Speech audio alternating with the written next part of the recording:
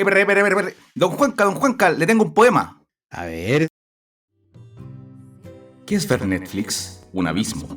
¿Qué es soñar? Un algoritmo. ¿Qué es Sadman? Misterio oscuro. ¿Y qué es Morfeo? Un emo puro. De voz grave, gesto lento, vestido en gótico y sufrimiento. Mas si oyente fieles sois y en Cineclub os cobijáis, sabed que en el próximo audio se hablará, con tono sabio, de Sadman y su universo, con opinión y con esfuerzo. Que vendrá el planeta completo, de voz clara, humor discreto, con cervezas y con excesos, con teorías, con tropiezos. Porque toda la vida es sueño, y los sueños podcast son. Y si escuchas esta función, hazlo presto y sin desdeño, pues no es un sueño ni es locura, es cultura con ternura. Esto es Cineclub. Pensé que me había equivocado y me metí a la belleza de pensar en vez de nuestro podcast.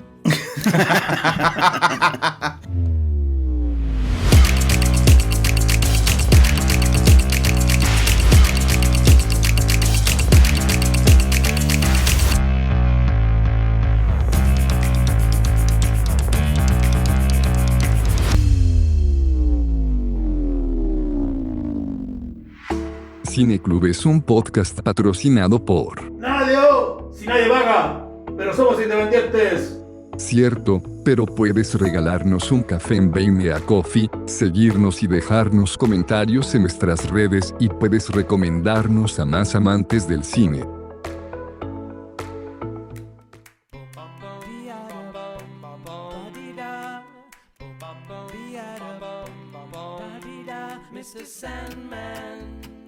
Teníamos que ser de vez en cuando un poquito más respetuoso con el público que nos escucha. Y sobre todo Sadman yo creo que lo merece porque va a llegar no solamente la gente que nos conoce o que ha leído el cómic, sino también personas que son seguidores de la serie, pues.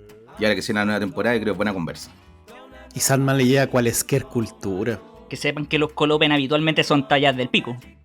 Exacto. O sea, hicimos un descarte de chistes y de comentarios que podíamos haber hecho ahí, que mejor no hacerlo. O sea, de partida, que el chiste de entiérrame la cabecita quedó afuera. O sea, Sí, que ese quedó inmediatamente afuera, pero era bueno. descartado. Pero hoy día escuché una voz por ahí que era don Diego Paredes, que lo sacamos de la tumba para que viniera a hablar de Sadman, sobre todo la primera temporada y del cómic. ¿Cómo está, señor? Sí, desperté, estaba en ese sueño eterno de los primeros capítulos, pero ya el tipo volvió a hacer sus cosas de sueño y yo también pude despertar y volver a este hermoso podcast. Y el que lo fue a despertar fue nuestro querido Pedro, que como Shinji Ikari fue a despertar al hospital a... ¿Cómo está? Despertó Diego. ¿Cómo estás, Pedro? No, Pedro nos dejó, pues sí, Pedro está solamente de mesa hoy. Yo estoy en tus sueños solamente, Marco. Ay, papi. Es la voz en off. Patito Fres. Hola, Patito. Oye, bueno, y estamos con Juan Carlos acá también. ¿Cómo está, señor? Gracias Con por toda la acompañarnos. ansiedad, con toda la ansiedad, porque esta cosa me emociona bastante. Conversar de Sandman creo que es una de las conversaciones esperadas. Y ahora que viene la nueva temporada, démosle con todo. En los asaditos siempre decíamos, hay que hablar de Sadman. A ver, Y que lo aquí se primero junta la patrulla comiquera, pues entonces tampoco era para cualquier panel. Y lo vemos también, nos juntamos acá hoy día. Mira, lo primero, para quien esté escuchando hoy día este capítulo, lo que tiene que saber es que estamos hablando como viene la segunda temporada el 3 de julio, van a sacar en Netflix y la dieron en 3 partes, así como el 3 de julio, luego a fin de mes y otro el capítulo finalísimo, verdadero final, también creo que el 31 de julio, una cosa así. Entonces esto es como para calentar motores, conversar un poquito de dónde viene Sadman, cuál es el origen, conversar también sucintamente de la primera temporada que durante tantos años la estuvimos esperando. Así que, ¿quién quiere hacer los fuegos? ¿Quién quiere dar primero ahí la primera opinión? Juan Carlos, ¿tú habías leído los primeros cómics, Diego? Es que lo que yo siento que hay que decir es de que Sadman es vaca sagrada de los cómics, por si acaso. Por si hay gente que vio la serie o no ha visto ninguna. Porque la emoción es que al comiquero Sadman es algo que no se le toca. Hasta hace unos poquitos meses que surgieron algunas polémicas. Pero frente a eso, Sadman era además muy transversal, era solamente el comiquero, pero el que leía libros y nunca había leído cómic, igual tú lo hacías leer Sadman y se volvía loco, entonces era como un punto de encuentro, pero un punto de encuentro en una vaca sagrada. Entonces siempre fue como cómo se le va a adaptar a esta cosa. Iban a haber intentos también, pero que saliera lo que salió, bueno, adelantándome un poquito, fue sumamente positivo. Así que ahí vamos a entrar poco a poco en detallito, pero tener muy en cuenta de que aquí se están enfrentando a un titán. Sí, a mí me parece tan interesante el fenómeno de Sandman en el cómic, porque es como es una obra que está muy encapsulada en ese medio. Y nosotros, los que leímos la obra antes de que se hiciera la serie, siempre tuvimos el miedo. Yo tenía el miedo de que esto se llevara a la pantalla, porque siempre sentí que iba a ser una obra muy distinta, que es el clásico comentario que uno puede hacer de esto es inadaptable. ¿Qué es lo que pasaba con El Señor de los Anillos? Pese a que con El Señor de los Anillos es algo muy distinto. Todo el mundo quería que se adaptara al cine. Que a mí me da esta impresión de que cualquier intento que se hiciera con Sandman era algo muy complejo de obtener un resultado tan rico como lo que es la obra que está en las comiquitas, en los tebeos. Y resulta que cuando se anunció Sandman, la serie, yo era de los asustados. Yo era así, ¿qué va a salir de esta cuestión? Y que me dijeran que Netflix va a adaptar esta cuestión, menos esperanza tenía. Y debo decir que me taparon la boca. Me taparon la boca y quedé bastante conforme con el resultado, que esta adaptación es algo que merece ser conversado, merece ser comparado con el cómic y merece ser relacionado con todas las otras obras literarias que el autor invoca dentro de la literatura del cómic. Yo creo que acá tenemos que partir con la invasión británica. Eso creo que es súper importante para entender un poquito el contexto de dónde viene el cómic. Porque hoy día, 2025, tal vez que ya lo hemos visto todo, o que todo lo que se decía inadaptable, con plata sobre la mesa y equipos creativos, se logra sacar adelante, ¿cierto? Los cómics por ejemplo, para quien no sepa, cosa que dudo hoy en día, pero hay dos grandes editoriales norteamericanas que son Marvel y DC, ¿cierto? La casa, la idea y la distinguida competencia. Marvel tiene todos los personajes. Podríamos haber partido un poquito más atrás, Marco, algo como qué es lo que son los cómics. Te fuiste a la historia, pero... Eso sería para otro capítulo, pero no, voy a partir con esto. Pero ¿por qué quiero llegar a un punto?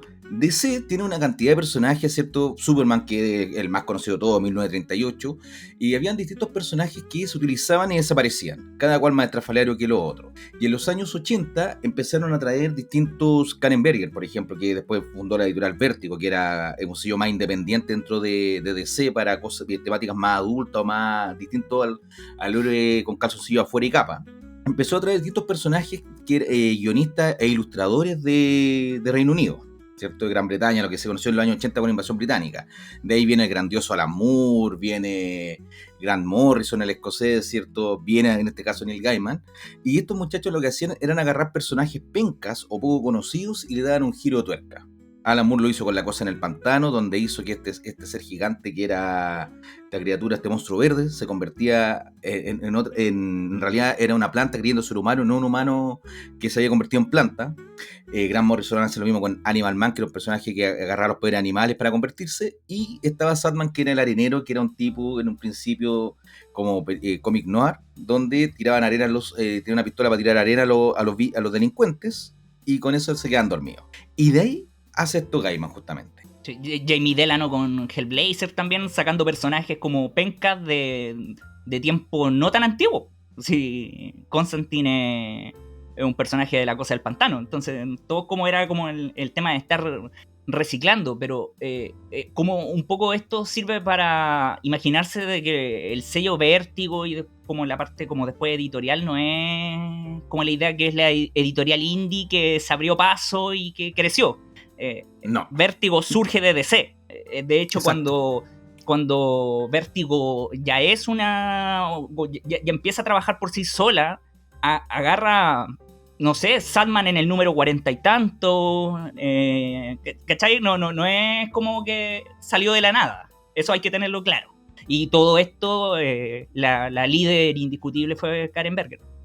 Oye, a mí una de las cosas que más me llama la atención de esta época, en que como tú lo llamas y como realmente se dice la invasión británica, Marco, es que trajo a esta industria del cómic, que era como bien adolescente, trajo otros temas. o con los mismos elementos, con los mismos personajes, o con personajes similares, empezó a traer cosas que tenían que ver con más fantasía, pero la fantasía de la literatura, empezó a traer horror, filosofía, y no de una forma difícil de digerir, sino que de hecho esa transición era como necesaria en ese momento. Como que ¿cómo llamarlo? La industria del cómic ya hace mucho tiempo estaba tratando los mismos temas, las mismas formas, y que ¿dónde variaba? En la creación de nuevos personajes, en las relaciones de nuevos personajes. En cambio, acá aparece una armada de creadores que traen mucho más contenido, mucho más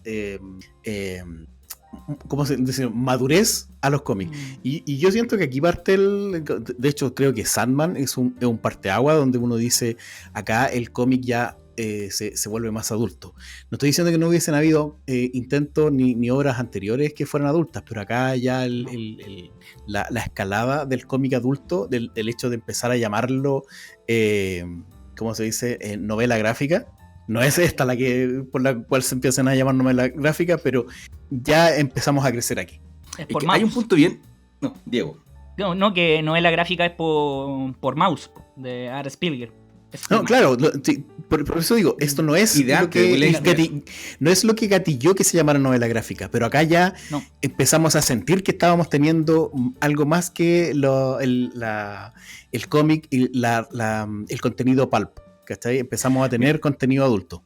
Oye, y asumamos una cosa, los que somos comiqueros, cada vez menos por suerte, pero durante muchos años, no, me expliqué mal. Durante mucho tiempo, leer cómics era mal visto, ¿cierto? Y uno tenía que justificarse como, no, a mí me gustan los cómics, pero en realidad leo novelas gráficas, no todos son de superhéroes y golpes, es como los que vemos películas de terror, no, pero no todo es slasher, también tienes que ver el horror elevado de A24 y esas huevadas, y como que tratáis de tirarte el pelo más arriba del culo como para revestir de sofisticación algo que no necesariamente debería tenerlo. En el cómic Sandman sí lo tiene, y la gran gracia que tuvo es que, aparte de las referencias cultas a la literatura y a otras artes, lo que tenía, y aparte de ser muy bien entretenido el cómic, era que agarró al público femenino. Y en la caricatura del gordo granudo, ¿cierto? En el mundo de los cómics siempre ha existido. Yo he conocido gente así, es un medio más bien machista, ¿cierto? Cada vez ha ido cambiando, pero la imagen de mujeres hipersexualizadas, voluptuosas, semidesnuda para luchar, mientras el hombre usa hipermusculado, usa armaduras, es algo que se ve hasta el día de hoy. Entonces Sandman tenía esta sensibilidad donde todo el mundo se podía ver reflejado. De hecho, es muy conocido todo el mundo queer, el mundo de la subcultura gay, que encontró en este cómic, ¿cierto? Cierta zona de confort, cierta zona de seguridad y representación que no era la tónica en ese entonces. Y no como inclusión forzada que muchas veces nosotros criticamos, sino que orgánico con la temática que está tocando. Temática que ni siquiera hemos hablado de qué se trata. Estamos subiendo que la gente vio Sandman. De hecho, el contenido puede ser un poco evidente en esas temáticas, Marco, que es algo que a mí me gusta harto, pero no siempre es tan evidente, está puesto así como que te lo estuvieran gritando al oído, sino que tiene un subtexto muy rico, muy literario, que de hecho creo que esa es una de las gracias de esta etapa del cómic, de este crecimiento del cómic, de esta llegada a la adultez, y que enriqueció mucho o pudo enriquecer mucho tanto la conversación como lo que tú estás diciendo, porque me parece súper importante que amplió el espectro de lectores. O sea, yo siento que gracias a esta etapa, y sobre todo gracias a la llegada a Vértigo, que es lo que mencionaba el Diego, los cómics dejaron de ser esto, como decía, pulp, y pasaron a jugar como en la liga de literatura adulta por esos contenidos que antes no existían. Y si existían, estaban muy por debajo, o se trataban de forma muy superficial. Sí. Que el que abrió todo fue un poco Alan Moore, si todos los demás son hijos. Oye, pero hablemos un poquito de qué se trata Sandman y por qué decíamos que era inadaptable. No vamos a llegar tan lejos todavía, no vamos a avanzar tan rápido, Marco, porque yo tengo que preguntarte a ti sobre el autor. Oh, no nos vamos a meter en esa al tiro. No, pero yo estoy hablando del autor, que nos cuente del autor. Para mí, Neil Gaiman es una persona que no solamente ha tenido buenas obras en el cómic, sino tiene mucha literatura, tiene novelas y y son todas de alta factura, entonces a mí me gustaría hablar de la obra, ¿no? Si quieren en algún momento hablamos de otras cosas, pero no quiero Mira, manchar la obra con eso. Ya lo hemos conversado a lo largo de varios capítulos y yo creo que nosotros tenemos el criterio formado para poder separar al autor de la obra, ¿cierto? ¿Sí?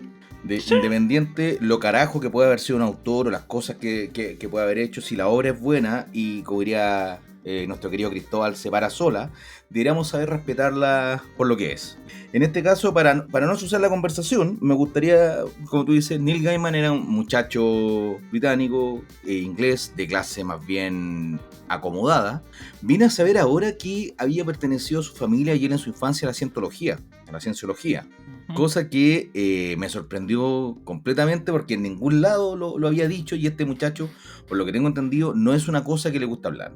Gaiman era un periodista, a los 21 o 22 años le tocó entrevistar a un vecino del norte llamado Alan Moore y le preguntó, oye, ¿cómo se escriben los cómics? Porque Neil Gaiman, nerd y fanático de los cómics, entre otras cosas, también le picaba el bichito de escribir. Y Alan Moore le dijo con todas... Periodista. Le hizo, sí, él viene sí, como de eso, él es como esa línea. Y va y le dice, Alan Moore, le da el consejo con la sabiduría que él tiene, y dice, lo primero que tú escribes arriba, exterior, imagen, todo, bocadillo, qué tiene el dibujo y qué es lo que dicen las personas. Y va siguiendo abajo, así, súper simple. No se van en una volada distinta, ¿no? Le hace como la escaleta para poder... Le basó la plantilla en el fondo. Tal cual. Y dijo, y aquí tú pones la letrita, el contexto, lo que pasa y listo. Y este compadre agarró papa y empezó a hacer cómics. Muy buenos cómics. Imagínate que Sandman es un cómic que lo comenzó a los 28 años. No sé si usted lee los primeros 6 números de Sandman, que para mí son los más débiles, pero que tienen su encanto. No es que sean malos, pero sí en comparación al resto de la obra, de los 75 números totales que tuvo el arco principal, son justamente esta acomodación que usualmente ocurre en los cómics de, no sé si me van a cancelar, quiero mezclar los personajes y todo, pero yo no sé si alguno de ustedes se sentiría con la capacidad de hacer algo así a los 28 años, y con las ideas que está tratando. Con plata. No sé. Sí, con el poder centólogo. Cuando tenía un respaldo económico y no tenía un problema en qué cresta vaya a hacer el día de mañana, qué vaya a comer o cómo vaya a pagar el arriendo, obvio que podéis dedicarte a cualquier cosa. No, pero esta cuestión, para esto se requiere talento. Se requiere talento y el talento no basta, creo yo, en esta cuestión. Este compadre tiene un montón de... ¿cómo decirlo? De cultura. Es una persona muy culta. Cuando tú lees Sandman, la cantidad de referencias a la literatura clásica es increíble y es bella. ¿Cachai? ¿Y sabes lo que me gusta a mí? Como tiene masticado la idea del mito. ¿Cachai? Que eso viene mucho del tema de que se haya criado en secta, del poder de la palabra, del poder del símbolo. Y viene la idea de la mitología la tiene masticada, o sea, la nórdica, la griega, ¿cachai? La celta, y todo eso transformarlo en una propia mitología o sea, como valga la redundancia, la crea él, ¿cachai? Solamente surge como una espinilla de su cerebro, ¿cachai? Yo lo encuentro fantástico por cuánto conocimiento tenía ya a los 28 años. Yo a los 28 años de Saint Seiya sabía harto nomás. Y sin internet encima. Pero claro, sin lo que tenemos, las herramientas que tenemos ahora, sin ChatGPT para hacerle las consultas, las preguntas, o sacar las referencias. ¿De qué sabía tanto a los 28? Claro, imagínate, Sandman tiene una cantidad de referencias a Shakespeare, a Borges, no sé, sácate un autor clásico y vaya a encontrar algo que este compadre metió de alguna forma, aunque sea en un pequeño bocado. Pero ¿sabes lo que me gusta a mí? También. Pero la gracia que tiene es que no se nota ni soberbio, ni decir así como, jajaja, yo soy el escritor más inteligente que tú. No, que hay autores que hacen eso, que es como, si no leíste no leíste El jardín de los senderos que se bifurcan de Borges, no vas a entender este cómic. Las pelotas. Yo la primera vez que lo leí, siendo un muchacho de 19 años, habría tenido 20 años, con suerte, mucha de la cultura que aparecía ahí no la conocía.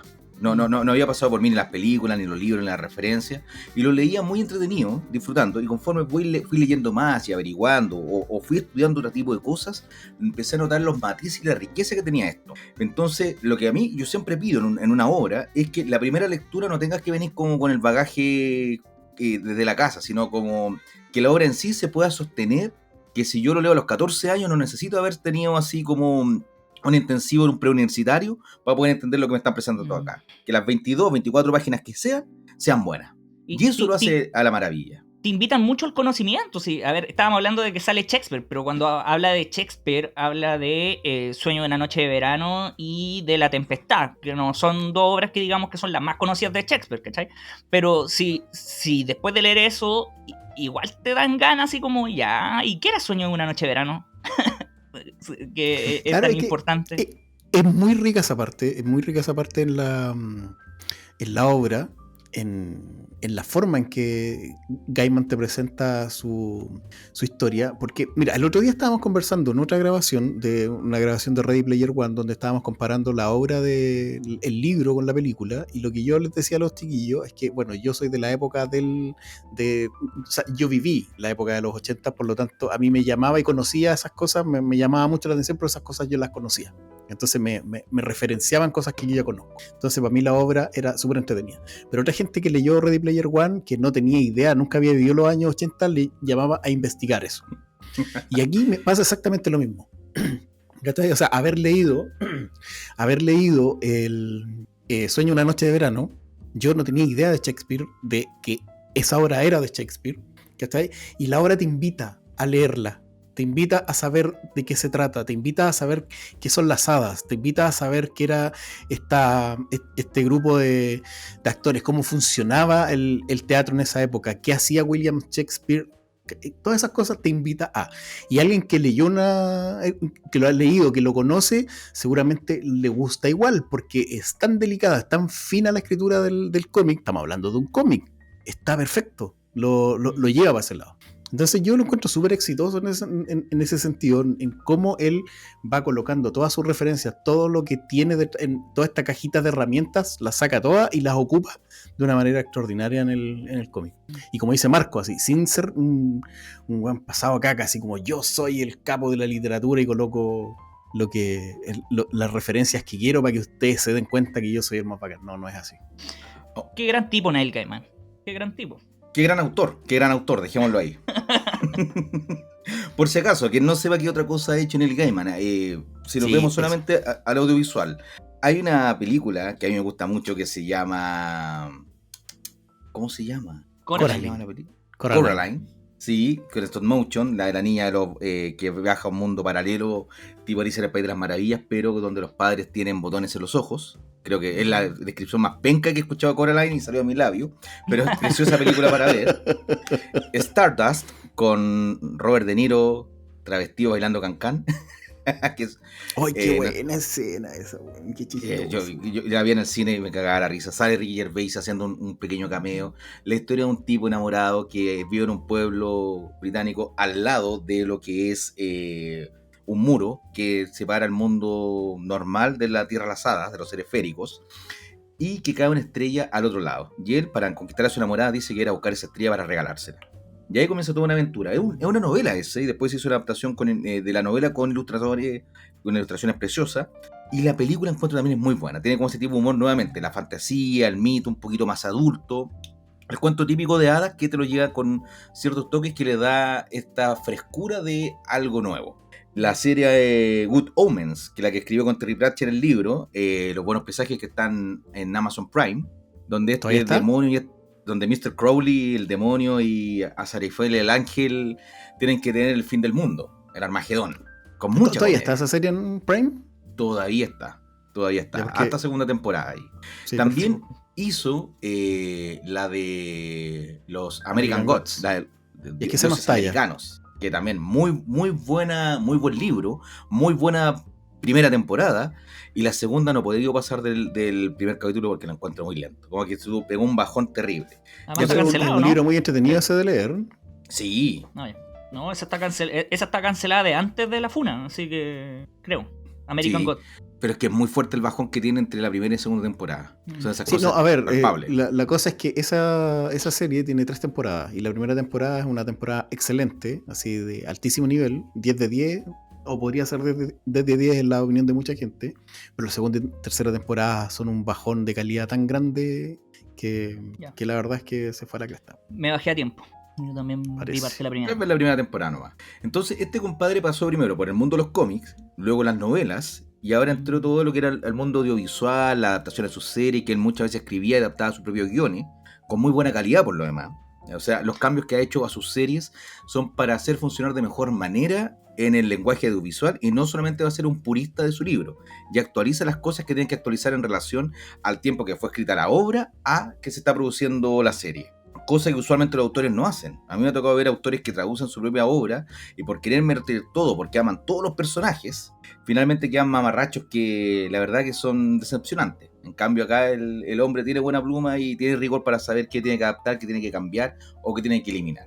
Y Ya, nos Marco, llevamos ahora sí, busca en tus apuntes o pregúntale a tu inteligencia artificial favorita de qué se trata Sandman para que entremos en materia. Porque, mira, nuestro radiocontrolador está medio desesperado porque todavía no entramos a los spoilers.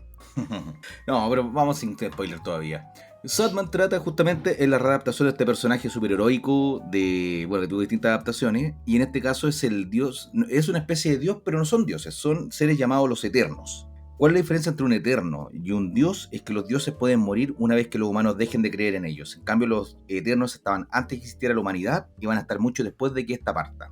Y son concepciones antropomórficas de elementos, por así decirlo. Tenemos a Sueño, a Morfeo, que es uno de ellos, a Dream en inglés, a Destino, que es otro, a Delirio, a Destrucción, a Deseo, a Desesperación, a Delirio. O sea, que todos tienen como este juego con la letra D, salvo Muerte y Sueño, que por razones de traducción no lo tienen en castellano.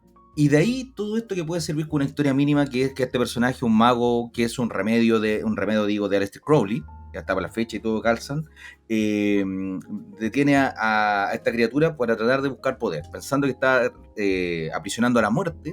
Logró aprisionar a su hermano, que era Sueño, que es nuestro protagonista, que por lo demás es un personaje más desagradable que la cresta. Y creo que todo el que ha leído el cómic, en el cómic es mucho más desagradable que en la serie, porque es un tipo pedante, es de verdad un emo, todopoderoso y muy resentido. Es un cabro de 15, 17 años que se siente que no puede cambiar nada. Yo creo que la historia de lo que trata realmente es del cambio, aceptar el cambio, y de lo que para él es muy consciente de sí mismo en cuanto a las responsabilidades que tiene.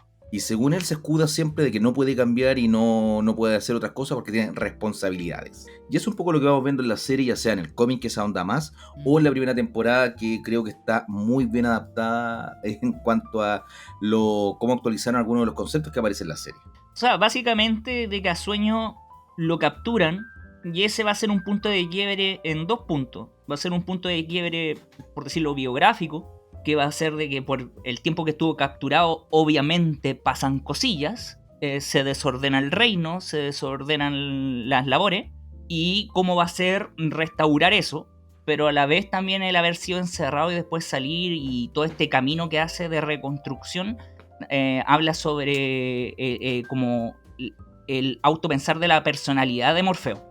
Entonces, este punto de quiebre, que es el primer capítulo y los primeros números, al tiro te presentan dónde se quebró, ¿cachai?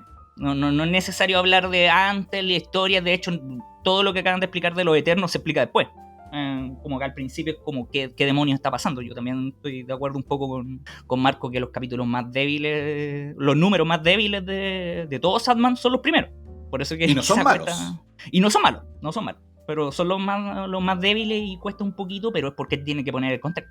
De hecho, lo que yo hacía cuando recomendaba los cómics era siempre recomendar y prestaba el volumen 2, el Casa de Muñecas, para partir conociendo el personaje. Sáltate del origen, ve esto de inmediato, porque esa era la gracia también de que una de las maravillas que tiene este cómic, que es muy similar a Las Mil y Una Noches, donde hay varias historias autoconclusivas, donde vas conociendo los personajes y no necesitas haber leído todos los otros capítulos para poder disfrutarla. Ahora, si uno ha leído todo en orden, claramente hay matices que te enriquecen la lectura, del mismo modo como habíamos hablado con estas referencias culturales, de alta cultura me refiero, que nos pone el autor.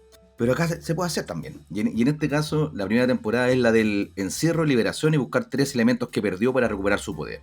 Es súper esquemático y puede ser hasta fome de escribirlo así, pero ese es el pie forzado que nos utiliza la historia para ir presentándolo del universo. el universo fantasía que se despliega, porque de eso trata finalmente esta historia, de qué son las historias, qué son los mitos, cuáles son las leyendas que nos contamos nosotros mismos y de cómo esto nos sirven para crecer y cambiar.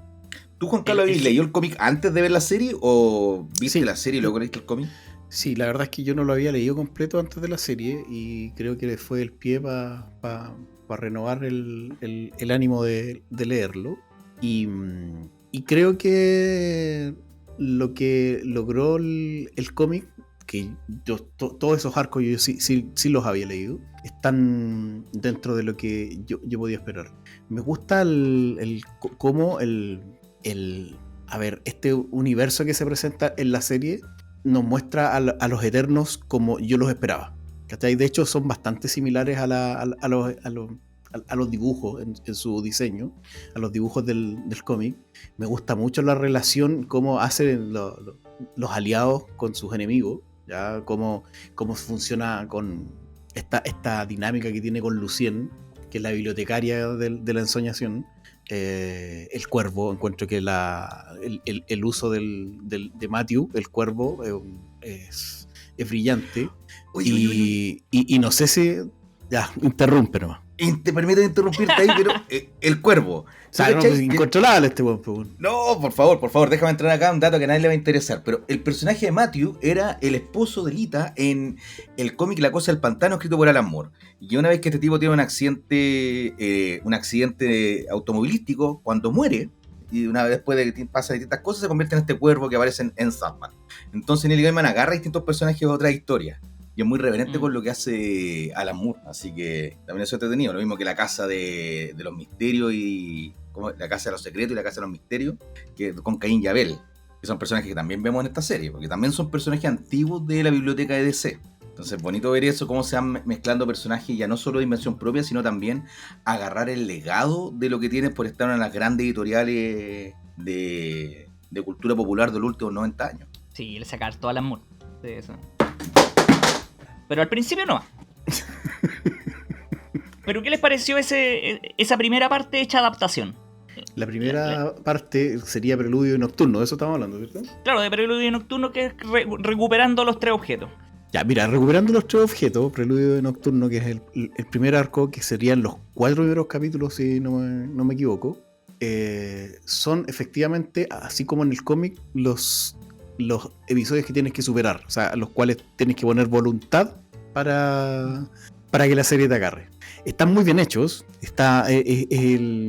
todo este mundo tan rico está perfecto, pero como digo, tienes que ponerle voluntad para ir avanzando, porque es hasta el capítulo 5 donde se produce el quiebre, que yo creo que es el capítulo perfecto de esta serie, y que ya te engancha ahí no te suelta más. Yo creo que desde el quinto en adelante la serie no paráis de verla hasta el número 12.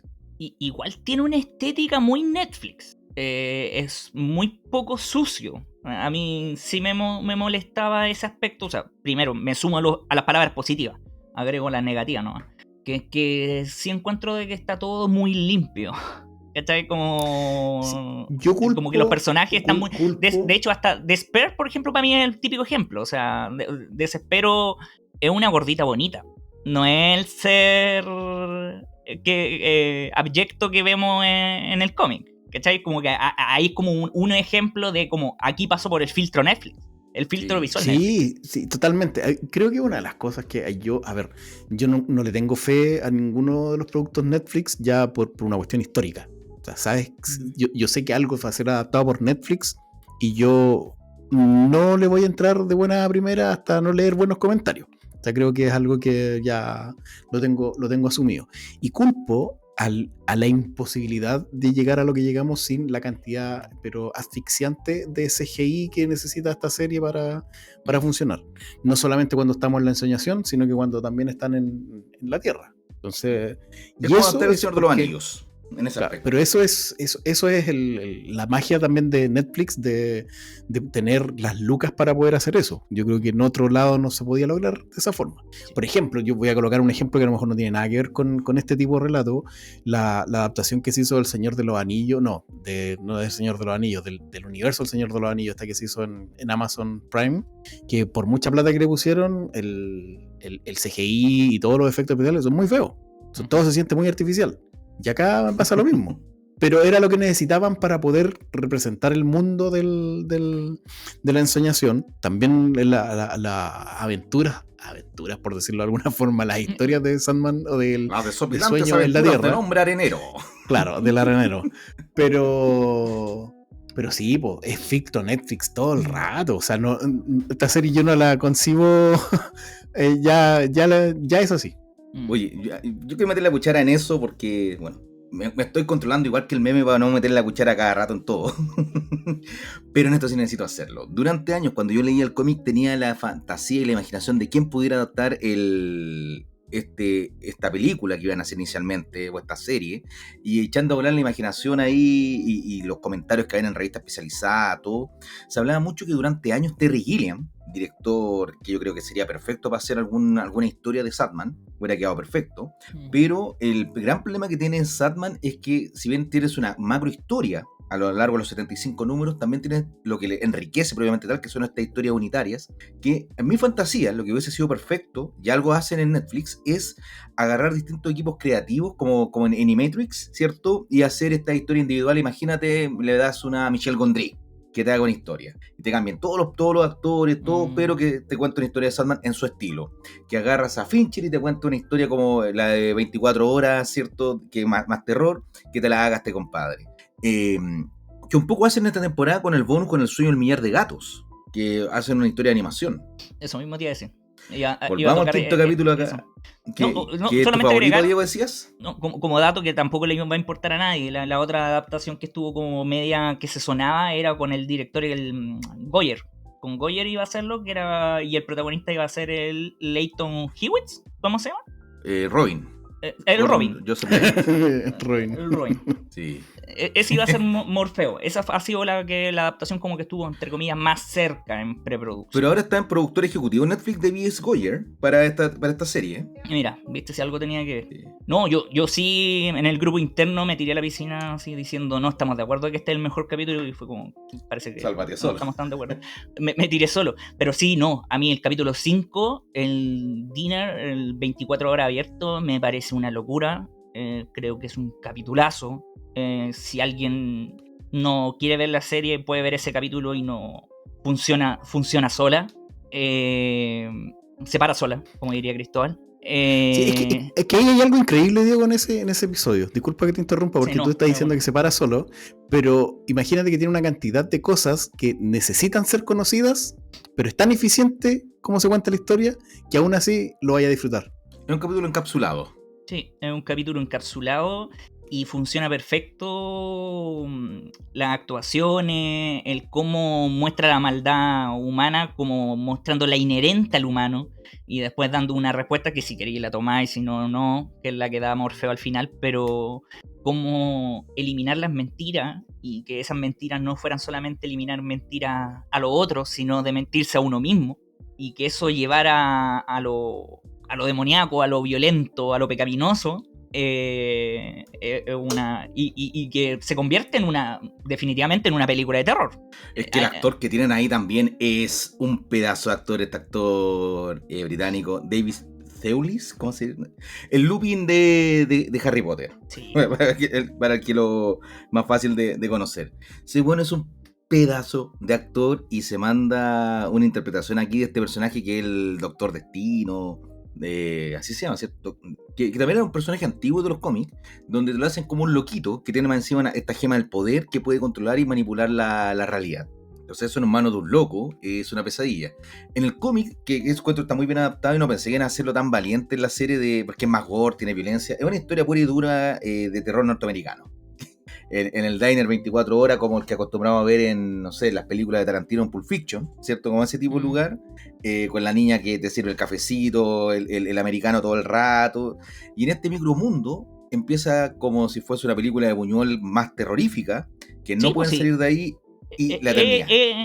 Es Buñuel, pues sí, el ángel exterminador. Tal No, cual. no pueden salir. Cuando yo leí el cómic no conocía el perro andaluz nomás, por ejemplo. Claro. Entonces yo para mí esto no fue una referencia en el cómic de, esto me da vibras de Buñuel. No. Esto fue como, qué original y qué buena idea. A eso apunto cuando digo que las referencias cultas que tiene el cómic no es necesariamente haberlas conocido o haberlo disfrutado. Y en la serie sí tiene momentos bien escabrosos. En la serie, en la producción de Netflix, es el primer episodio que tiene como un quiebre en la forma de narrar. La dirección ya es distinta, la atmósfera del capítulo es distinta. O sea, este episodio tiene un ritmo más lento por tener esta sensación de encierro y como ¿cómo decirlo? La progresiva descomposición moral de los personajes. Yo te diría que hasta se siente como un capítulo moderno de la dimensión desconocida. O no lo había medio pensado así. de Black Mirror. Bueno, Black Mirror en el estilo de Black Mirror, porque no tiene el elemento tecnológico. Y la actuación de David Teulis es una cuestión muy perturbadora. Su cara, compadre, sus miradas. Es el villano clásico que uno puede encontrar en el cine de terror antiguo, pero tiene algo que te deja mal, solo con mirarlo. Y está interpretado por un actor de fuste, porque cualquier otro personaje te pondría la mirada así como imitando la mirada Kubrick, ¿cierto? Esa cuando inclinan la cabeza, mira Claro. arriba y sonriendo, como, soy muy malo y estoy loco. No, acá el compadre es perturbador porque siento que le da como ese... no sé si han tenido contacto con alguna persona que, no sé, un paciente psiquiátrico, alguna cosa que tú veis como que te puede estar mirando y la vista como que te traspasa a ti mismo, como que estuviese viendo detrás tuyo y que tiene esa sensación como de rareza. En esquizofrénico esa cuestión se llama pseudocontacto. Dato de mierda que no sirve para nada. Oye, y otra choreza que encuentro yo de este episodio, de esta historia, es que no vemos casi nada a Sueño. No aparece sino hasta el final. Es una historia en que pareciera que nunca va a salir. Y de hecho, cuando sale al final es casi anecdótico, es como para conectar con lo que viene después. De hecho, es como pucha que lata. Más o menos. Como que si lo sacáis de la historia o termináis un poco antes de que aparezca él, funciona perfecto igual. Y eso es loquísimo. Ahora, nosotros estamos hablando así como casi sin spoiler de contar qué va a pasar y todo, por si alguien no ha visto la serie, póngale pausa y vaya a verla, y en 12 horas después vuelve a escuchar este capítulo, se escribieron 12 capítulos seguidos. No, son 10 más 1 son, porque son las 10 de la temporada más el bonus, ¿cierto? Uh-huh.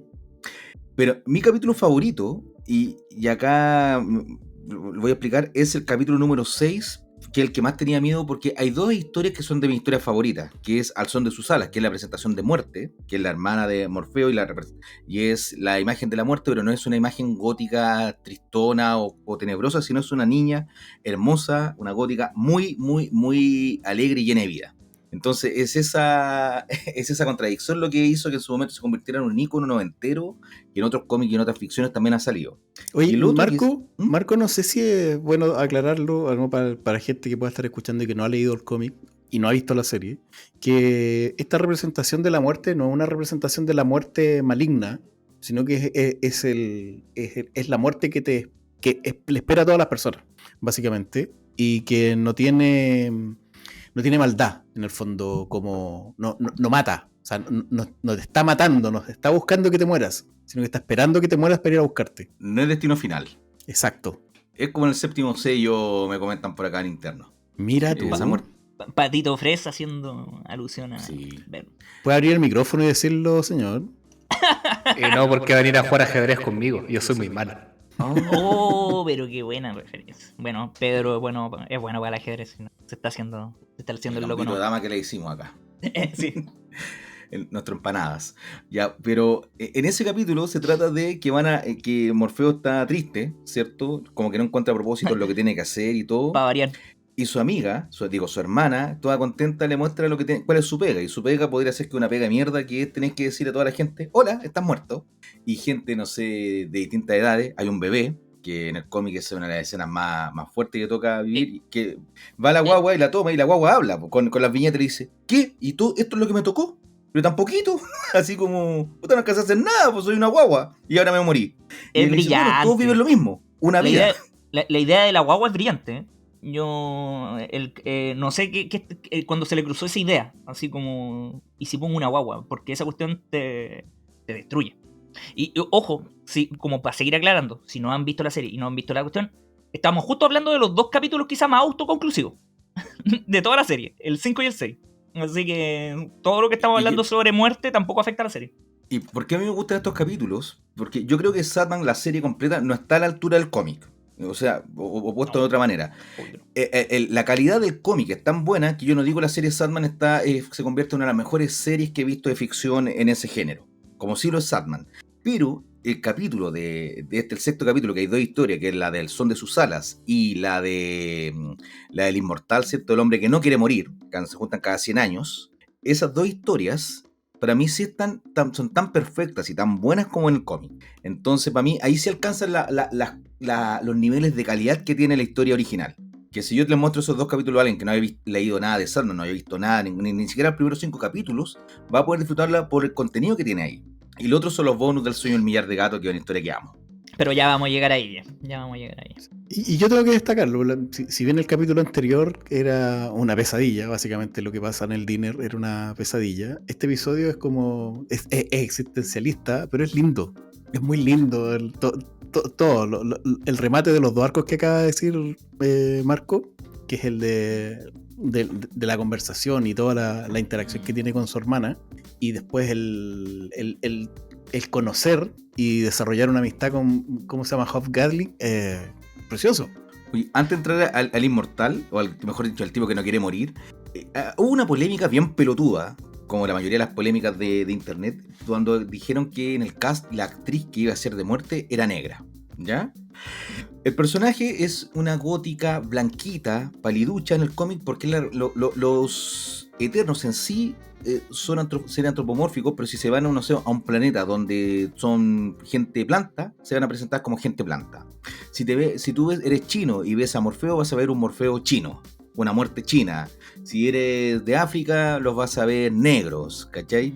Entonces es como de todas las cosas que podían criticar la adaptación, el que le cambiaran la etnia a uno de los protagonistas es una soberana pelotudez, porque los personajes de por sí lo hacen. De hecho, hay momentos donde Morfeo, y en la serie también lo respetan, cuando cuentan que en la segunda temporada probablemente cuenten la historia de Nada, que es una de mis historias de amor favoritas, de la leyenda africana con el corazón y todo, que es otra historia que no voy a spoilear hoy día, esto es una previa solamente. Acá la protagonista es negra y creo que no afecta en nada, porque de verdad que no desde el progresismo, sino desde el personaje lo permite, no se siente forzado, y la actriz encarna muy bien la personalidad de lo que te presentan en el cómic. Exacto, eso mismo. Es que, si lo hace espectacular la actriz. Los personajes no tienen que ver con el aspecto físico en Sandman, tienen mucho que ver con su personalidad, su forma de actuar, sus intenciones. Y chao, yo creo que lo puede interpretar cualquiera. Incluso puedes hacer cambios de sexo sin que tenga alguna consecuencia en lo que te están contando. Y que en el cómic pasa también. Exactamente. Sí, la obra original es sumamente progresista. Si no lo permite Sandman, ¿qué lo permite? Y además es como como todo lo que dice Marco, y hay que agregar lo que dice al final. La actriz lo hace espectacular. Punto. Yo creo que si lo hubiera hecho mal, quizá la crítica se hubiera mantenido, o no sé qué, porque yo también encuentro que la crítica es tonta. En este caso, a veces sí me molesta bastante la inclusión forzada, pero en este caso ni siquiera lo llamaría así. Pero el punto positivo es de que la actriz, sí, estuvo muy a la altura de un personaje como lo merecía Muerte. Y un personaje icónico por derecho propio en el mundo de los cómics. En todas las ferias o las festivales, convenciones nerd, donde hay personajes disfrazados, Muerte es un ícono tremendo así. Antes que existiera la única y especial Harley Quinn, que estaba Muerte. Y por eso va a tener cómic aparte, también. O sea, no es cómic aparte, pero son números aparte de Sandman, que no es del core principal. Y la segunda temporada hay un capítulo del Muerte del alto costo de la vida, también. Ya fue anunciado. ¿Y qué me dicen del personaje de Lucifer? Porque también hubo un cambio ahí. No, Marcos, tú.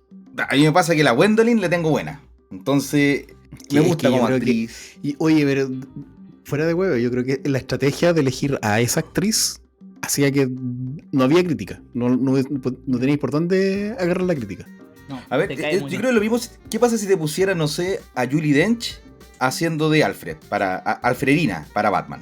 Puedes decir, me voy a No traer pasa nada. a esa vieja para ser de Alfred. No, Alfred siempre fue una señora. Cuando tenía buen elenco, da lo mismo ese cambio. Lo mismo que Lucien, por ejemplo, el bibliotecario, en este caso es una bibliotecaria negra pelona. O sea, más progre que eso. Y hoy día en la casa, revisando ese capítulo, me preguntan, oye, ¿esa es la misma de Wicked? Dije, yo los encuentro muy parecidas, así que probablemente soy racista en ese aspecto, pero si fuese la niña de Wicked la hubieran hecho cantar porque sería un desperdicio traer a tremendo talento para no hacerla cantar. Junto con Matthew, que canten los dos. Sí. Oye, Ahora, ¿mm? no, es que no sé si tenía algo más que decir porque básicamente estas dos historias sirven como una transición emocional y temática, sobre todo porque Sandman estaba triste, Sueño estaba triste, pero tenemos que volver, no nosotros, la historia tiene que volver a encauzarse y estos dos episodios son como los que hacen ese punto de inflexión para que Juanca. Morfeo se encuentre de nuevo con su propósito. Pero ¿en serio nos vamos a saltar la historia de que se juntan dos amigos en un bar cada 100 años?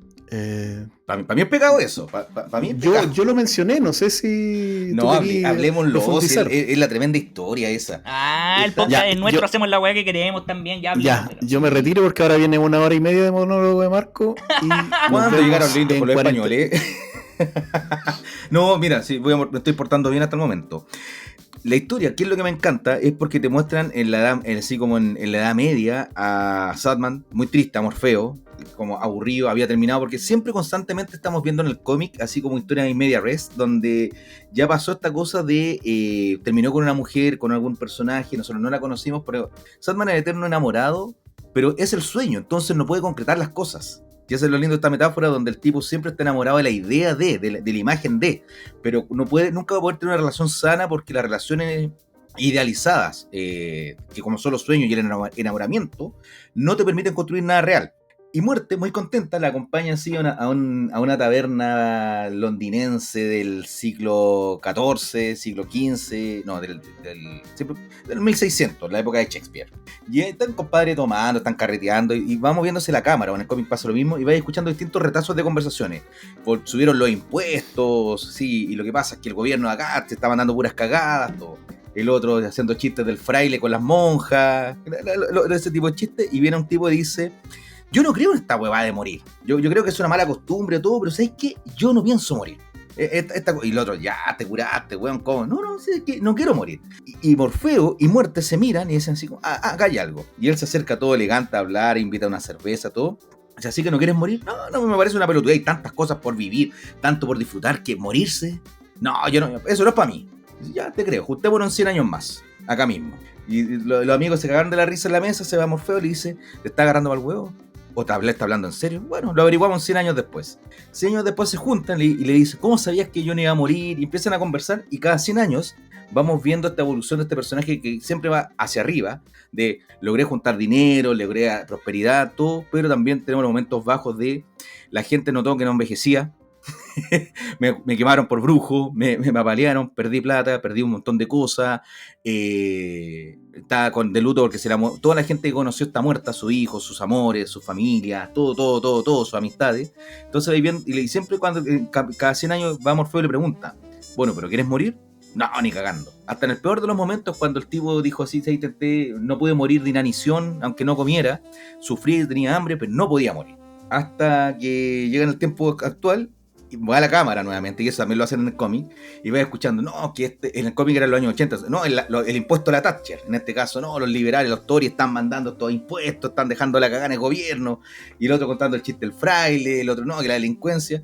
Lo mismo que habíamos visto 700 años atrás, eran los mismos problemas que se tienen en el tiempo actual, es decir, que la humanidad no avanza mucho en estos aspectos. Y esa historia de esta amistad, porque Morfeo no desea ser humano, y cuando digo no desea entablar amistad con humano, porque él es demasiado superior para eso, y el protagonista le dice, bueno, tú yo creo que te juntas cada 100 años conmigo porque te sientes solo y quieres un amigo. Y el otro es como le hubieran sacado a la madre, así como un asco tremendo, yo no necesito amigos. Ese capítulo lo amo, esa historia.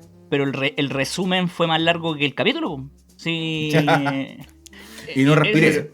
Sí, pero oye, ojo, verdad, ese era el punto. Llegamos al punto más importante que encuentro yo, que tiene que ver con declarar que Sandman efectivamente no quería. Me da con decirle Sandman a Sueño. A todos. A Morfeo. A todos. No quería ser amigo de los humanos y no quería convencerse de que había hecho todo esto porque se sentía solo. Y una de la ¿cómo decirlo? De las conclusiones más importantes de lo que le pasa en este tiempo en que él se pierde, está atrapado en lo que le pasa en el primer arco y no puede juntarse en una ocasión con este personaje, y cuando lo va a buscar piensa que no lo va a encontrar. Y cuando se encuentra con él, reconoce que efectivamente le tiene cariño, le tiene un aprecio que él no podía identificar. Está encapsulado de alguna forma un tópico que nombró Marco al principio, que es que este cómic trata de el cambio, ¿cachai? De alguna forma en este cuento, en esta historia autoconclusiva, ya está aludiendo a eso, que para allá va, de que Morfeo tiene que darse cuenta de que él puede cambiar y de que su personalidad puede cambiar. Sí, es que eso está muy relacionado con el autoconocerse. No solamente, o sea, porque tú no cambias porque sí, sino que en el fondo tienes que entender cómo funcionas tú, cómo funciona tu cabeza, qué es lo que quieres, qué es lo que sientes. Y Sandman dale, con la... Morfeo bien se llama rígido. Sandman. Se llama Sandman también. Es que me gusta decirle Morfeo. Él es rígido en ese sentido. Y este capítulo creo que es un punto de inflexión, y por eso yo estaba por el cambio y pasar al arco siguiente, porque después de este encuentro con su hermana, que le dice, bueno, este es tu propósito, mira, si este es mi propósito, este es el tuyo, acéptalo y abrázalo. Y ahora ya es como un subidón este descubrimiento de la amistad con este personaje, y entonces retoma sus quehaceres y dice, bueno, voy a volver a hacer lo que hago siempre, vuelve a la ensoñación y se da cuenta que está la caga. Y eso lo encuentro... A ver, cuando yo les dije que los primeros 4 capítulos son los que uno les tiene que poner voluntad, estos que acabamos de escribir son una preciosura, porque lo que les acabamos de contar es efectivamente lo que hace que uno se sienta así. Y después viene este pie, donde ya vamos a retomar la historia, y aquí ya no te suelta más. Esto pasa en el cómic, o sea, me refiero, el cómic te agarra esa misma forma, y por suerte la adaptación apunta para el mismo lado, de no soltarte de aquí hasta el final. Y el cómic está dividido en arco y tomo. Sí, está súper bien marcado. O sea, lo primero es Preludio y Nocturno, después viene Casa de Muñeca, ¿cachai? Como que está súper... Es que eso es una choreza, pues. Vienen esos arcos, sí, que yo lo encuentro perfectos, cada uno entre sí, pero además el hilo que sigue cada uno, o sea, que sigue entre medio de todos los arcos, también es algo que lo hace fantástico para la narración. Por eso no te sueltan. Claro, los personajes después de, por ejemplo, Juego a Ser Tú, los personajes de Juego a Ser Tú son todos los que aparecieron ahora. Hay algunos. Y eso parece que no se va a adaptar toda esa historia de la niña trans, que es hermosa también. Alicia en el País de las Maravillas con trans. Me golpeaste con esa cuando me dijiste tengo de mis que dudas. Justo ese no se iba a adaptar. Fue como... Ahora, yo tengo mis dudas de lo que se va a adaptar y no, pero de ahí lo conversamos antes de... Yo lo veo por los títulos de los capítulos que dijeron, pero que no se malentienda tampoco que los primeros 4 capítulos no es que sean malos y tienen cosas buenas, al igual que los cómics, por ejemplo, esa batalla de gallos que tiene Morfeo con el demonio, con Chononzón, demonio que existe por lo demás. El capítulo de Constantine yo sí lo encuentro un poco débil. Sí. Yo diría que ese no es un capítulo bueno. Pero sí, tienen cosas entretenidas. Ahora, cuando ya empezamos con Casa de Muñeca, cuando nos presentan a Rose Walker, ya mejora completamente, porque en el cómic, a mi criterio, Casa de Muñeca es de lo mejor que tiene junto con Estación de Nieblas, que son estos 2 grandes arcos de Sandman. La historia de esta niña, que todo personaje que nos habían mostrado en los cómics anteriormente, y en la serie también, se van entrelazando, que está buscando a su hermano perdido, no sabe dónde está, tiene sueños raros, va a una casa donde hay un compadre que después descubrimos que es un drag, creo que es, o no, un transformista. Tenemos a Zelda, ¿cierto? Estas 2 niñas que no sabemos si son hermanas, pareja, siamesas, madre e hija, góticas, y tenemos a Ken y a Barbie. No lo sabemos y no lo vamos a ver, eso es muy anecdótico. Que nunca te importe. Exacto. Y no te metas en vuelta un poco. Y esto podríamos hacer que pudiera ser una nueva temporada. De hecho, si la serie hubiera tenido 5 o 6 capítulos y esta fuera, y eso hubiera sido la primera temporada y esta fuera la segunda, lo hubiéramos entendido súper bien. Pero yo creo que si no hubiesen agregado Casa de Muñeca, que son estos últimos 4 capítulos, la serie, la gente no hubiese visto una segunda temporada. Porque aquí es donde, como tú bien dices, uno empieza ya a engancharse realmente si no ha conocido la historia. Sí, a mí me llamó mucho la atención porque no habíamos tenido... A ver, el primer como antagonista potente, poderoso que tiene, bueno, es quien lo rapta en el primer arco. Que no sé si es tan antagonista, es solamente como parte de la historia, es como el pie que da inicio a este cuento. Claro. Pero el primer villano que podríamos decir que tiene es el personaje del Corintio. Del Dinner. No, y ahora viene el primer personaje que es un villano, pero que es de fantasía, o sea, que no es un humano. Y lo encuentro notable. Quiero añadir para que se entienda que cuando Morfeo ve que está la cagada en la ensoñación y se dio cuenta que todo está patas para arriba, se dio cuenta que se habían escapado sueños y pesadillas. Y una de las pesadillas que se escapó es este magistral personaje del Corintio. Y ahí, Marco, te doy 30 segundos para que nos describas qué es el Corintio. Es una pesadilla donde saca lo peor del ser humano en el siglo XX. Yo creo que es la mejor manera que lo puedo describir. Y en un momento, y anda siempre con lentes. Y en un momento descubrimos que por qué usa esos lentes, porque sus ojos tienen dientes. No tiene, donde están las cuencas de los ojos, no hay pupila, no hay nada, simplemente hay dientes así para morder. Qué horrible eso, bueno. Qué Realmente es una cara de pesadilla. Ahora, y una de las pesadillas también que hay acá, o no, más bien metafórica, es que se juntan en un motel, ¿cierto? En una convención de cereales. El mejor chiste de la serie. Los mejores y del cómic. Y que vamos notando ahí que estos cereales, esta convención de cereales, en realidad son asesinos en series. Y hay un montón de estilos de asesinos en series que existen en Estados Unidos. Estados Unidos es el país que tiene per cápita la mayor cantidad de, aparte de tiradores masivos, de asesinos en series, asesinos seriales. Y el Corintio es leyenda entre los asesinos seriales. Sí, es como el Maradona la hueá. Entonces, ahora es el Messi. Ahora es el Messi, Marco. Actualiza. No, porque este es más jalado, pues, entonces le pone más cariño. Jala por los ojos. Era un talento nato, sí. Y aquí vemos, no sé, hay un personaje que en el cómic y en la serie lo hacen que es un gordito que se llama, ¿cómo se llama? Como... ¿Gardner? Funland. Ah. Pero es Disney. Y tiene un gorrito que es el gorrito de Mickey Mouse, pero en vez de tener las puntas redondeadas, son con cachitos para que el gran, poderoso señor de los guantes blancos no te ataque con grandes demandas. Pero en el fondo el tipo lo que dice en el cómic es que a él le gusta, tiene un lugar mágico, que nunca menciona que es Disney, pero lo es, en donde donde usualmente hay niños perdidos, que están muy deseosos que un adulto los acompañe para ayudarlos. Y este cerdo lo que hace es agarrar y matarlos. Y dice que que este lugar mágico paga millones y millones a la gente para que nunca salga esto a la vista, entonces él sigue disponible de este coto de casa para poder seguir disfrutando. Y hay distintos tipos de asesinos, desde la mujer que envenena, el de los cuchillos, y están esperando ver al Corintio que dé su gran discurso motivador. Y él lo vende así como si fuese un yuppie, así como Gordon Gekko en Wall Street, o el lobo de Wall Street ahí a Jordan Belfort, así como motivando a que ellos son unos verdaderos emprendedores en un mundo en expansión, en un territorio en expansión, donde ellos no matan por dinero, sino que matan por el gusto de matar. Pero aquí sí hay una historia que no es autoconclusiva, son varios capítulos, así que decir mucho sí es spoiler. Yo creo que... Sí, yo creo que... Y aquí cierra la temporada, que me parece bien interesante, que cierra bien.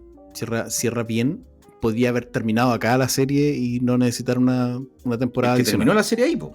Pero me refiero, eligieron un arco que se pudiese cerrar y que si no había presupuesto, si se cancelaba, etcétera, podía quedar acá y nadie se iba a enojar. Y quedar un buen gusto a boca, como decías tú, claro, de que si hubiera sido la primera temporada, no. Claro. O sea, la primera parte. Tenemos la suerte de que además aparecieron un par de episodios bonus que yo los encuentro bien notables. Los episodios bonus son joyas. Los episodios bonus son joyas. Y eso sí, también son muy autoconclusivos. Soy un millar de gatos y... ¿Cómo se llama el de Calliope? Se llama Calliope. Sí. Yo lo recomiendo mucho. De hecho, esos episodios se pueden ver en cualquier momento. O sea, si no te gustó la serie, ve igual esos episodios porque son joyitas. Sí, Sueño de un millar de gatos es como la puerta de entrada. Sí, sí, como que no queréis nada, podéis recomendar ese capítulo y especialmente que ahora hay harta gente gatuna, golpea más fuerte. ¿Cómo podría describir Sueño de un millar de gatos? De partida, la diferencia es que tiene que es animación, cosa que es primera vez que vemos acá en la serie. Claro. Animación es autoconclusiva, no tiene los personajes, trata del pensamiento de un gato. Eso siempre va a ser también súper interesante, como de que no sea un humano en cuerpo de gato, sino que piensa como gato. Y actúa como tal. Y te lleva hacia un cuestionamiento que quizá uno ni siquiera tenía. O sea, a mí me pasa que de repente cuando yo veo jugar a mi gata, todavía creo en la última frase de Sueño de un millar de gatos, de quizás está jugando con tal cosa. ¿Cachai? Para no hacer el spoiler. Y es con la imagen, esas de... Sí, en el cómic aquí no se atrevieron tanto. En el cómic da terror. Yo como las tengo bien marcadas esas imágenes de los gatos salvajes. Oye, ¿Cuál Pedro? Chiquillo.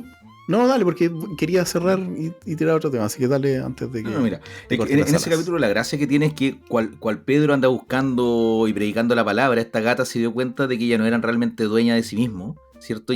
Porque notó que habían ahogado a sus gatitos, los humanos que tanto querían. No, pero deja a la gente verlo, Ya, si ese uno que se entiende solo y dura 40 minutos. ¿Y de Calíope lo saltamos también? ¿O lo hablamos otro día? Pero si no estamos hablando los capítulos, no estamos comentando, Marco, estamos calentando motores, tranquilo. Estamos muy generales nomás. Otro día voy a hablar de Calíope. Sí, sí, tengo una historia emocional muy grande con esa historia. Se viene monólogo. Se viene Oye, monólogo. no, es que yo quería ver si teníamos algún pronóstico para la segunda temporada, porque no tenemos mucha información. La temporada, hoy día estamos grabando, se va a estrenar un par de días más. Yo creo que esto va a salir en los mismos días en que se va a estrenar, un par de días después. Probablemente escuchen esta conversación con la posibilidad de ver la segunda temporada. Pero yo, no sé, propongo que nos arriesguemos un poquito, veamos. A ver, en la primera temporada se adaptó Preludio y Nocturno, El sonido de sus alas, Casa Muñeca, y bueno, estos dos capítulos que son Locatos y Calíope, ¿cierto? Pero mirando en este Internet Movie Database tenemos los títulos de los 2 episodios que ya están programados para esta semana. Que ojo, en la primera temporada los 2 capítulos adicionales no estaban en IMDb hasta que se lanzaron en la plataforma. Sí, ¿Ya? todos Cuando nos se lanzaron a la despertamos. plataforma recién apareció. Entonces eso me da esperanza de que se adapten cosas que hoy día pensamos que no se van a adaptar, como la que estaban comentando ustedes. Tenéis toda la razón. primer lugar. Weón. Tenéis toda la razón.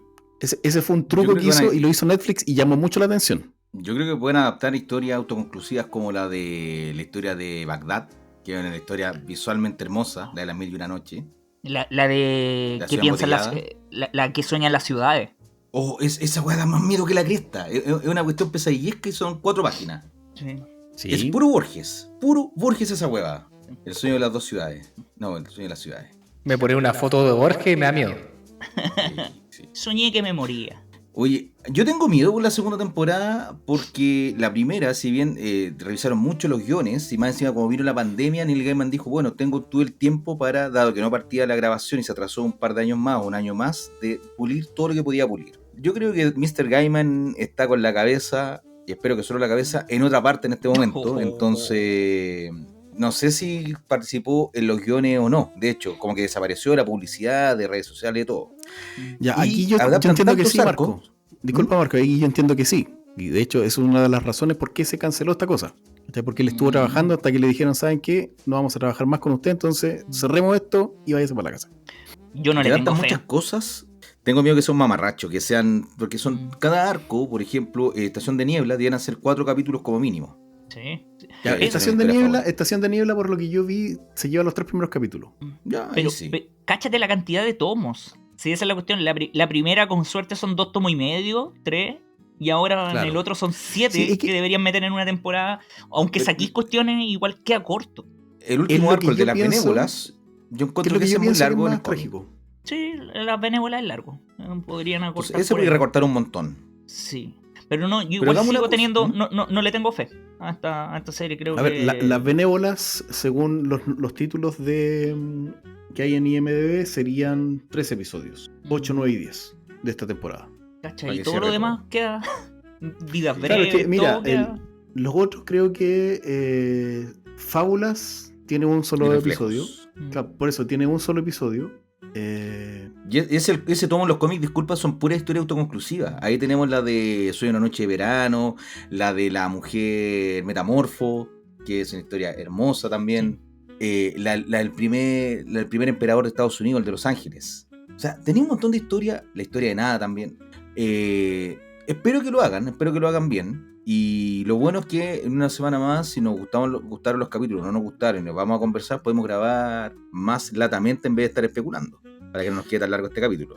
Ya, ¿y qué vamos a hacer? ¿Vamos a grabar de la temporada completa? Vamos a... No, temporada Comprometámonos al tiro. Comprometámonos al No, depende del tiempo que tengamos y las ganas que tengamos. Si la serie es como la mala, yo creo que no va a dar el alma para estar grabando mucho. tiro. ¿Qué opina el señor de la producción y de la mesa? Concuerdo, si la serie es como las carabinas, mejor olvidar. Tengamos Sí. fe. Ya, bueno, ya saben, ya, pues yo no estoy de acuerdo, pero si no hay capítulo más adelante de esto, ¿por qué no nos gusta? No, hagamos capítulo, va a ser la mierda si es mala. Sí, yo voy a grabar sí o sí, o sea, independiente de todo. Ahora, no sé si capítulo a capítulo, pero lo bueno es que se va a dividir en 3 partes. Ahí Marco va a hablar de Calíope también. Y voy a hablar más que buen atropellado de ese capítulo, del cómic. ¿Nos despedimos? Nos despedimos. Nos despedimos, nos vamos a rezar. Ojalá salga algo bueno. También dijimos lo mismo de la primera temporada. Teníamos miedo, ahora de nuevo. Así que en una de esas sale algo decente. Bueno, me despido con un brindis por los amigos ausentes, los amores perdidos, los viejos dioses y la estación de la niebla. Y cada uno de nosotros del diablo su merecido. Buenas noches, dulces sueños.